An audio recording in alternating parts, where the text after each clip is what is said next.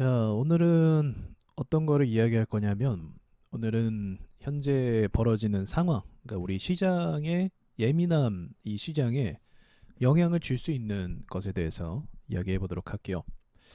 자, 먼저 이거를 좀 짚고 넘어가야 될 것 같아요. 이게 뭐냐면, 이게 GDP 대비해서 미국 증시가 얼마큼 올랐냐라고 볼 수 있는 겁니다. 그래서 이 가운데선이 이제 평균가. 그러니까 GDP 대비해서 기업들의 매출, 그러니까 증시의 그 과열도 그런 거를 볼 수 있는 것인데 GDP 대비해서 밑으로 내려가면 우리가 좀 매수할 만 하겠죠. 그죠? 매수를 좀 적극적으로 해볼 수 있겠죠. 그런데 반대로 GDP 대비해서 그러니까 실제로 국민들이 생산해낼 수 있는 가치 대비해서 증시의 가치가 뭐 얼마큼 올랐냐라는 건데 뭐 기준에 따라 또 다르기도 하겠죠. 근데 참고만 하세요. 뭐 마찬가지로 이제 뭐 IT 버블 때 크게 올라서 큰 폭으로 제값을 찾아가는 것뿐이죠. 버블이 터지면. 그리고 이때가 2008년도 서브프라임. 2008년도 서브프라임 때도 꽤 큰 과열 단계를 보여줬는데 IT 버블은 제가 이때 주식을 물론 못 해갖고 상황을 뭔지 모르겠지만 아무튼 이때도 대단했네요. 대단했어요. 하락폭도 대단했고 또 이때 그 쌍둥이 빌딩 테러 사건도 났었죠. 그래서 이제 부시 형님 엄청난 그때 그 전쟁을 일으켰죠. 이것 때문에.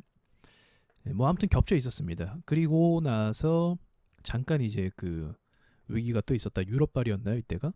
위기가 있었다가 딛고 이제 올라간 거. 그러니까 지금은 역대급이죠. 이 증시의 거품도. 제가 조금 위기를 감지했던 부분이 이 코로나 전이었어요. 사실 요때까지. 요때까지만 봐도 굉장한 거품이었습니다. 그래서 저는 코로나가 요거를 이제 이 거품을 꺼트려 버릴 줄 알았거든요. 근데 코로나가 오히려 돈을 더 풀면서 더 막장으로 가는 시나리오를 갈 줄은 사실 상상도 못했어요. 자, 아무튼 중요한 건 지금 어마어마한 거품을 조성했다라는 거죠. 자, 그럼 이 관점으로 이 이야기를 해보도록 할게요. 오늘은 그 트럼프 형님에 대해서 이야기를 해보도록 할게요. 자, 지금 나스닥 선물 시장이 좀 큰 폭으로 빠지고 있어요. 네, 빠지고 있습니다. 이게 모멘텀을 작살내 주려면 그러니까 모멘텀 지금 상승하는 모멘텀을 끊으려면 이 상승하는 모멘텀의 명분을 없애버려야 되거든요. 그러니까 예를 들어서 그 바이오주가 한국 바이오주가 상승해서 코로나 치료제를 만들 거야라는 기대감으로 올랐으면 그러면 그 모멘텀이 끝나려면 치료제가 실제로 나와버려요. 다른 회사가. 그러면 다른 회사 걸 막 쓰고 그쪽으로 이제 수요가 몰릴 거 아닙니까? 그러면 그게 이제 악재가 돼버리는 거예요. 그럼 재료 소멸이 돼버립니다. 그런 게. 재료 소멸. 재료 소멸은 주식에서 제일 무서운 거예요. 왜냐하면 이 주식이 오를 만한 이유가 이제 사라지고 이제 팔아야 되는 이유만 생기게 되는 거죠. 더 이상 기대를 할 수가 없는 거예요. 주식이라는 건 기대치 때문에 오릅니다. 사실은 기대치 때문에 오르는 거고 매출을 반영해서 오르는 경우도 있어요. 매출을 반영해서 오르는 경우는 삼성전자가 대표적이고 기대치로 오르는 경우가 바로 이제 이러한 그 치료제, 뭐 테마주, 급등주 이런 것들이 다 기대치로 오르는 겁니다. 실제 매출 반영은 하진 않죠 거의. 이번도 마찬가지예요. 이번에 코로나 때문에 막 올라간 주식들 있잖아요. 그거 실제로 그 반영 거의 안 합니다. 바이오주는 예전에도 한번 말씀드렸는데 그 임상실험 통과하려면 삼상 있잖아요. 삼상 통과하는 게 진짜 힘들어요. 삼상을 통과하려면 이게 5천분의 1의 확률을 뚫어야 돼요. 그러니까 여태까지 삼상 간다라고 해서 실제로 약이 판매가 된 경우가 거의 없어요. 거의 없습니다. 코로나 같은 경우는 지금 굉장히 특수한 상황이잖아요. 전 세계가 지금 이 코로나 질병을 많은 사람들이 앓고 있어서 해결을 봐야 되기 때문에 이게 임상 1년도 안 돼서 나온 게 이건 진짜 거의 뭐 있을 수가 없는 일입니다. 그래서 지금 특수한 경우 때문에 예외적으로 승인했다라고 볼 수 있는 거고 이전에 그 후보 물질들이 있어요. 코로나 치료하기 위한 후보 물질들. 걔네가 이번에 짠하고 생긴 게 아니라 그 전에 저거 사스였나요? 사스, 메르스 이때 이미 발견한 후보 물질들이에요. 그거를 치료하기 위해서. 근데 전염병이 바로 끝나버렸죠. 끝났기 때문에 이제 두고 있다가 그걸 이제 꺼내서 쓴 겁니다.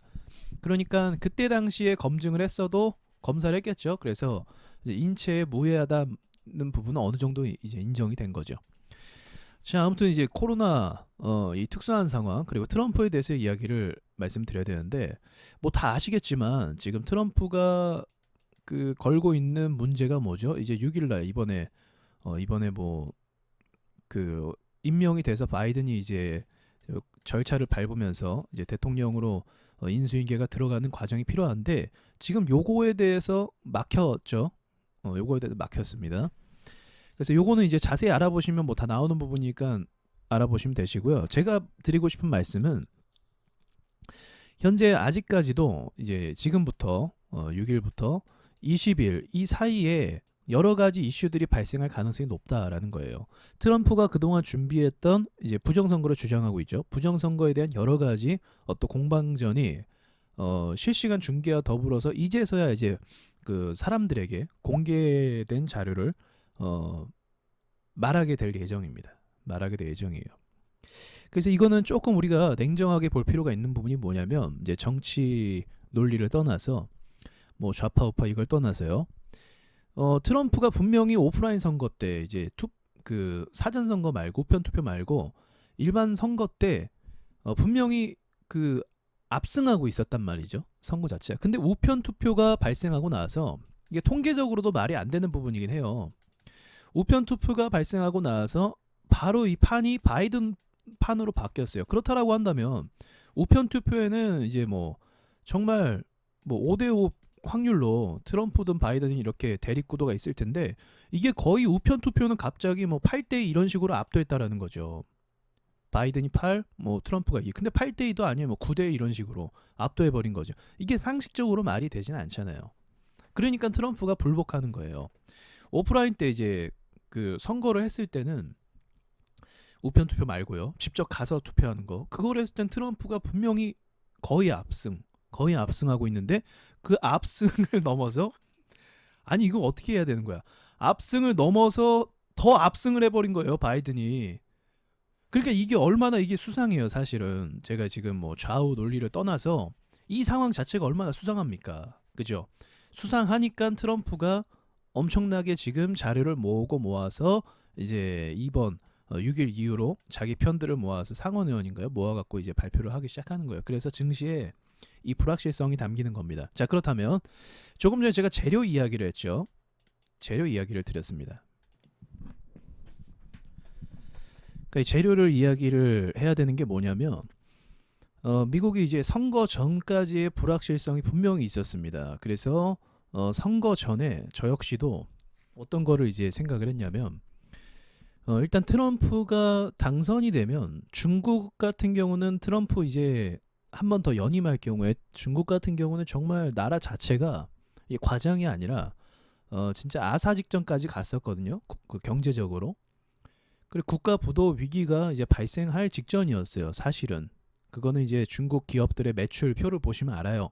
그 트럼프가 제재를 가하면 매출이 반토막 나고 트럼프가 제재 좀 풀어주면 매출이 나오고 그게 중국 경제 상황이었어요. 완전 쥐락펴락 당하고 있었던 거예요. 본인들 입장에서 얼마나 괴롭겠습니까?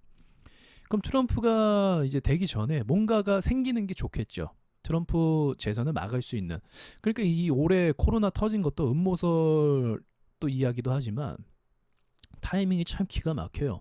자, 아무튼 이 트럼프가 또 된다라는 그 불확실성이 있었다라는 거죠. 그래서 그 전부터 시장에 대한 방향성이 정해지지 않았었어요.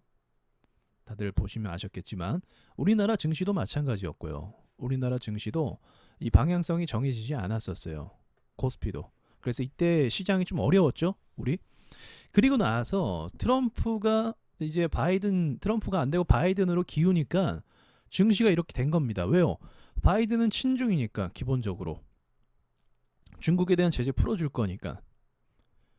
그리고 이제 친환경 지금 막 테슬라나 우리나라 전기차 또 마찬가지로 다 오르죠. 그리고 전기차 안에 부품 들어가는 것 중에 또 반도체들이 있잖아요. 그래서 그런 부분들 때문에 부각이 됐던 거죠, 시장이. 그게 재료였던 거예요. 이제 바이든이 여러 가지를 밀어서 그 시장이 안정화가 되고 이제 더 이상 트러블이 없이 중국 경제도 성장하고 미국도 이제 성장을 해야 되잖아요, 계속. 그래서 이런 부분 때문에 이게 이제 바이든 효과로 증시가 올랐다라고 볼 수가 있는 거죠. 예, 아무튼 지금까지는 그렇게 볼 수 있습니다. 그리고 나서 지금 이제 6일 이후로 이제 뭐 대규모 시위도 예정이 돼 있죠. 그래서 워싱턴 DC에 이제 수많은 인파가 몰려들 것이도 예고가 되고 있어요. 이제 트럼프를 지지하는 사람들인 거죠. 그래서 지금 이 상황이 이렇게 지금 전개가 되고 있다라는 겁니다. 이게 우리나라 주류 언론에서는 자세하게 이야기를 아직은 하지 않는데 지금 돌아가는 상황이 매우 심각합니다. 여러분이 입장 바꿔 생각해 보세요. 트럼프라고 한다면 부정선거를 뭐 본인이 주장하고 있잖아요. 증거도 굉장히 많이 갖고 있긴 해요. 그 증거가 이제 법원에서 기각이 당하긴 했지만 어떤 내용인지 우리가 구체적으로 모르죠. 아무튼 그렇다고 한다면 우리 얼마 전에도 봤겠지만 이게 지금 트럼프가 그 시위를 독려하고 있어요. 나오라 이거예요. 나와라. 나와서 이제 뭐라고 하냐, 미국을 구하자 이런 식으로 구호를 외치고 있습니다. 나와라 시위로. 그래서 100만 명 정도 이상으로 뭐 예상 집계가 이렇게 되고 있다고 얘기가 나오는 겁니다. 그래서 그러니까 바이든이 된다라는 것에 대해서 트럼프는 쉽게 굴복하지 않는다는 거죠. 쉽게 굴복하지 않는다. 그래서 저 같은 경우는 야, 뭔가 좀 무력적인 충돌까지도 이미 그 선거 전에도 그런 기사가 나왔죠. 내전 가능성에 대한 기사들이 막 나왔었어요. 이게 양극이 너무 좀 치열하다 보니까. 그리고 추가적으로 또 제가 미국에 사는 친구한테 물어봤는데 바이든을 지지하더라고요. 그 친구는. 왜 그러냐면 이제 그 빈부격차가 너무 심해졌다 이거예요. 트럼프 이후로.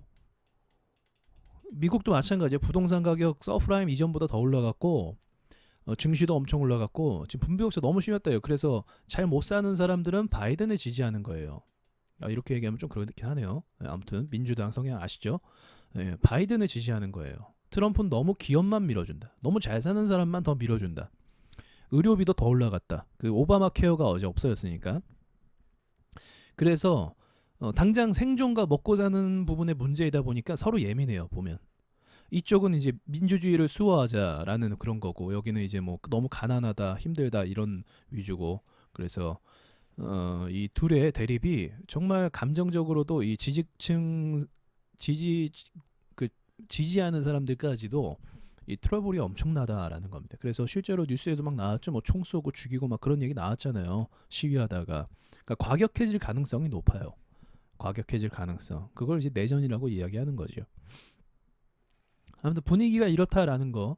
우리는 이 와중에 또 주식을 하고 있다라는 거. 그게 중요한 거였죠. 우리는 이런 상황에도 주식을 하고 있다. 지금 상황이 주식하는 사람들이 어느 정도냐면 제가 깜짝 놀랐어요. 지금 고등학생들이 주식하고 있습니다.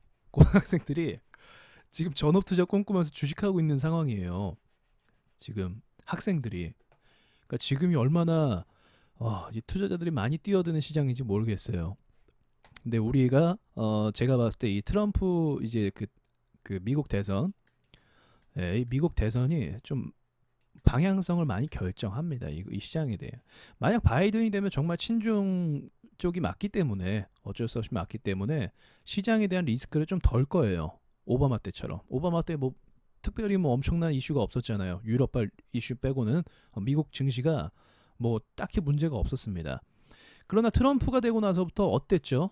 중국 제재 때리고 그리고 뭐 한국 뭐 보이콧 얘기 나오고 그리고 뭐 저기 또 북한도 막 엄청 쪼아대고 북한도 거의 뭐 아사 직전이죠. 진짜로 그 석탄 그 뭐죠? 석유 자체를 수입 금지시켜 버렸으니까 차를 못 굴리는 거예요. 북한 애들이. 그래서 몰래 이렇게 막 석탄 뭐 하고 막 그랬잖아요. 얘네가. 그러니까 이런 식으로 트럼프가 되고 나서부터 우리나라 증시에 굉장히 큰 영향을 많이 줬었어요. 지금도 이 트럼프의 영향권에서 벗어난 게 아니다라는 게 오늘 영상의 이제 핵심 내용이겠네요. 그래서 이 트럼프로 인한 시장 하방은 우리는 얼마든지 많이 겪어왔습니다. 우리는 많이 겪었어요. 트럼프가 중국 때리기 할 때, 그죠? 중국 때리기 할 때 우리나라가 또 일본이랑 사이 안 좋았을 때 뭐 여러 가지 다 엮여 있는 것 같아요. 자, 아무튼 뭐 이렇게 정리를 좀 해볼 수가 있겠네요. 그래서 지금부터 좀 여러분께서 미국 대선에 좀 관심을 가지시면서 보시면 될 것 같습니다. 혹시나 뭐 내전 일어나면 또 방산주 뜨고 막 그러려나요? 모르겠네요. 자, 오늘은 여기까지 이야기하겠습니다.